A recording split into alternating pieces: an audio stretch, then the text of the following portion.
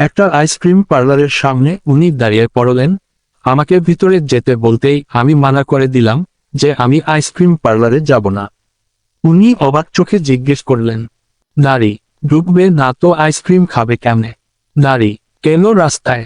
নারী, এসব পাগলামোর মানে কি? রোদ বিরক্ত হয়ে, নারী, আপনি আইসক্রিম আনুন, আমরা হাঁটতে হাঁটতে খাবো।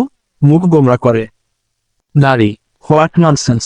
নারী, আপনি যাবেন নাকি আমি মামুকে বাসায় গিয়ে বলবো? নারী, যাচ্ছি, দাঁতে দাঁত চেপে। নারী, উনি আইসক্রিম আনতে গিয়েছেন প্রায় 10 মিনিট হতে চলল, এখনো আসছেন না। এদিকে আমার বড্ড অস্বস্তি লাগছে, ভয়ও লাগছে ব্যাপক। নারী, আমার ভয় আর অস্বস্তির প্রধান কারণ হলো আমার থেকে একটু ডিস্টেন্সে দাঁড়িয়ে থাকা 3টে ছেলে। ছেলেগুলো খুব বিশ্রীভাবে আমার দিকে তাকিয়ে আছে। ব্যাপারটা আমার হজম হচ্ছে না। ছেলেগুলোকে আমার দিকে এগিয়ে আসতে দেখে আমার হাত পা কাঁপতে লাগলো।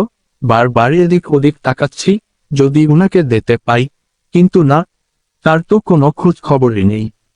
ছেলেগুলো আমার কাছাকাছি এসে থেমে গেল। তাদের মধ্যে লম্বা করে ছেলেটা বলে উঠল, নারী, মাম্মায় তো একদম বোম্বে মরিচ রে, সেরম হট, দাঁত কেলিয়ে। নারী, আরে মামা, মরিচ না রে, এ তো পুরাই স্ট্রবেরি আইসক্রিম।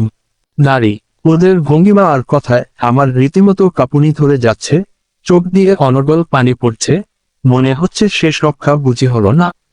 উনি কোথায়? প্লিজ তাড়াতাড়ি আসুন প্লিজ জজ। মনে মনে শুধু একটা দয় করছিলাম। মন বলছিল উনি পাশে থাকলে আমি সবচেয়ে বেশি সেফ। ওদের একজন আমার দিকে আরেকটু এগিয়ে এসে বলল, নারী, আরে চুপ কর তোরা, বোম্বে চিনি না আইসক্রিম, সেটা তো টেস্ট করেই বোঝা যাবে। কি বলো গো ফুলটুসি? বিশ্রী একটা হাসি দিয়ে। নারী, আমি দাঁড়িয়ে থাকার শক্তি হারিয়ে ফেলছিলেন, ক্রমাগত বলে চলেছে রোদ পালা। কিন্তু বেহা পাতাতে সাড়াই দিচ্ছে না। ছেলেটা আমার দিকে আরেক পা এগিয়ে এলো, কিন্তু আমি একচুল নড়লাম না। আসলে নড়তে পারছিলাম না, মনে হচ্ছে কেউ আমার পা দুটো মাটির সাথে সেঁটে দিয়েছে। নারী, এই তোরা কিসবের কথা বলছিলি?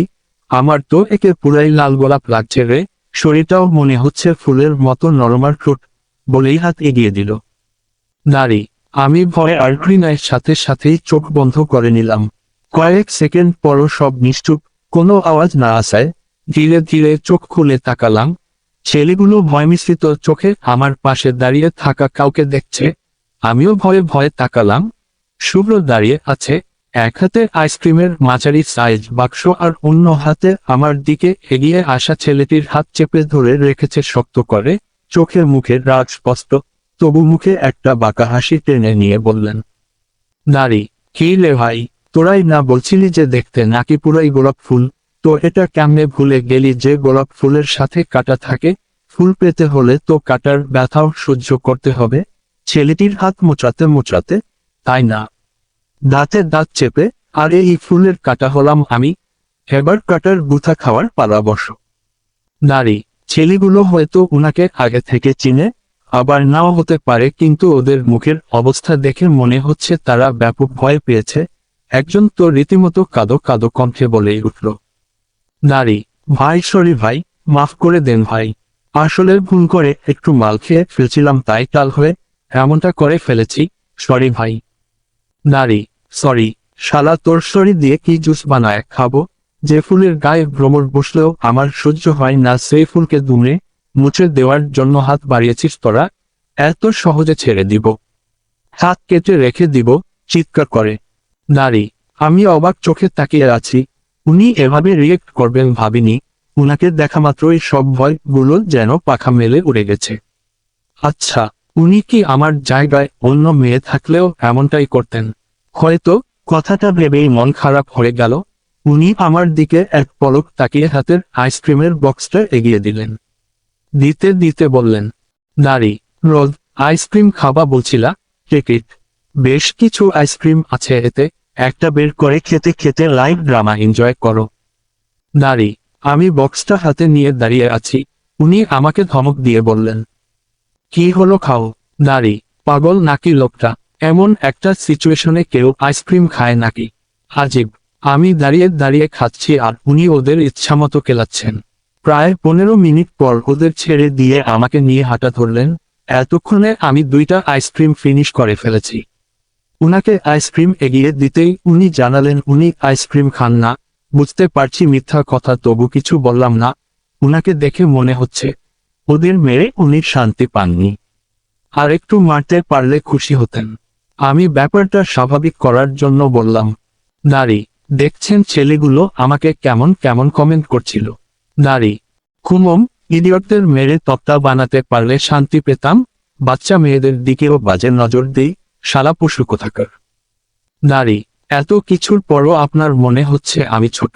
নারী, নারী, তো মানে ওরা আমাকে হট বলছিল, আরো কত কি বলছিল, আর আপনি একমাত্র জীব যে এখনো আমাকে বাচ্চাটি মনে করেন। নারী, বাচ্চাদের বাচ্চায় মনে করা উচিত, ওদের আবার পেলে আবার মারবো। সাহস কেমনে হয় তোমার দিকে হাত বাড়ানোর? চোখ মুখ শক্ত করে। নারী, তাই ওকে মাইনেন, মারতে মারতে তক্তা বানিয়ে দিয়েন। আপাতত আমাকে কোলে নেন, বাচ্চাদের কোলে নিয়ে হাঁটা উচিত, জানেন না? এখন কোলে নেন আমায়। নারী, হোয়াট রাবিশ, রাগী চোখে।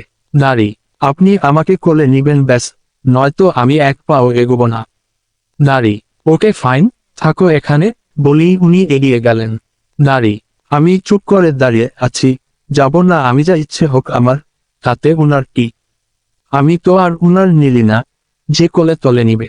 নীলিমা আপু হলে তো বলার আগেই কোলে তুলে নিত, আর আমার বেলায় হুহো, এত অবহেলা সহ্য হবে না। খাদা পড়বে খাদা, শালা খাটাস। আমার ভাবনা চিন্তার জগৎ উল্টে পাল্টে দিয়ে উনি ফিরে এসে হুট করেই আমাকে কোলে তলে নিলেন। আমি তো পুরাই হা। নারী,